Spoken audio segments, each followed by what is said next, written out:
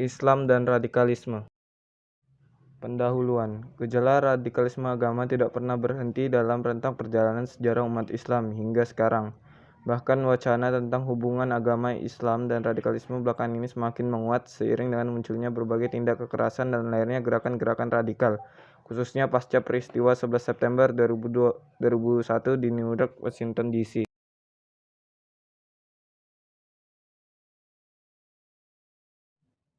Pandangan stereotipikal Islam dengan radikalisme semakin meningkat dan juga membangkitkan kembali gelombang Islamofobia, baik dalam hal agama, budaya, maupun politik di kalangan masyarakat Eropa, Amerika, dan Australia.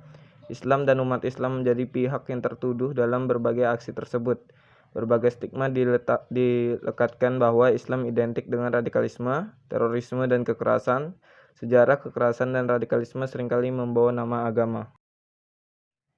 Hal ini dapat dipahami karena agama memiliki kekuatan yang dahsyat yang melebihi kekuatan politik, sosial, dan budaya. Agama bahkan bisa diangkat sampai pada tingkat supranatural atas nama agama.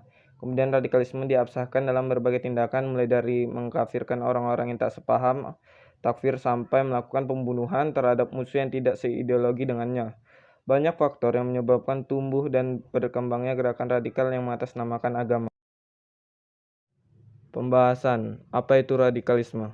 Radikalisme adalah paham atau aliran yang menginginkan perubahan atau pembaharuan sosial dan politik dengan cara kekerasan. Paham ini juga mengacu pada sikap ekstrim dalam aliran politik. Yang kedua, latar belakang terhubungnya Islam dan radikalisme. Radikalisme Islam pada zaman dahulu banyak latar belakangi oleh adanya kelemahan umat Islam baik pada bidang akidah, syariah maupun perilaku, sehingga radikalisme Islam merupakan ekspresi dari tajdid atau pembaruan islah perbaikan dan jihad perang yang dimaksud untuk mengembalikan muslim pada ruh Islam yang suci. Ada juga yang melatar belakangi karena memandang orang lain itu tidak sesuai dengan pandangan dia. Inilah yang kemudian menjadi paham radikal. Padahal paham yang benar tentang Islam itu tentunya adalah ya lu wala yula ala ilahi, yang artinya adalah Islam itu adalah segala sesuatu agama yang lebih tinggi daripada agama yang lain sehingga tidak perlu khawatir.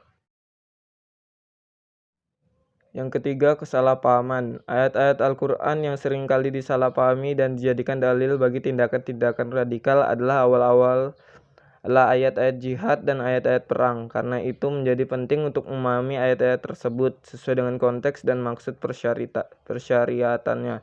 Seperti jihad bagi sebagian kelompok. Jihad terkadang diartikan perang melawan musuh Islam, sehingga tindakan kekerasan terhadap segala sesuatu yang dianggap musuh Islam merupakan perbuatan jihad yang mulia.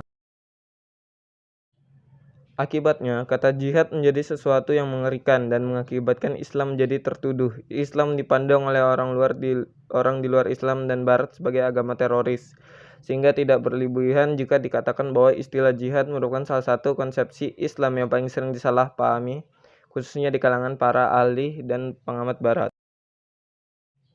Padahal jika kita telusuri kata jihad dalam Al-Quran, sebagaimana akan dijelaskan dalam paparan berikut, berbeda dengan radikalisme dan peperangan. Jihad selain merupakan salah satu inti ajaran Islam juga tidak bisa disederhanakan dan diidentikan dengan perang. Perang selalu merujuk kepada pertahanan diri dan perlawanan yang bersifat fisik, sementara jihad memiliki makna yang lebih luas.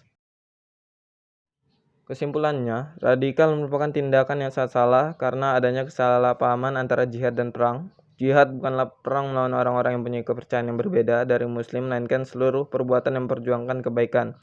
Jihad dilakukan sesuai dengan keadaannya. Jika keadaannya menuntut seorang muslim berperang karena kaum muslim mendapat serangan musuh, maka jihad seperti itu wajib. Namun jika di dalam keadaan damai, maka medan jihad sangat luas, yaitu pada semua usaha untuk mewujudkan kebaikan seperti dakwah, pendidikan, ekonomi, dan lain-lainnya.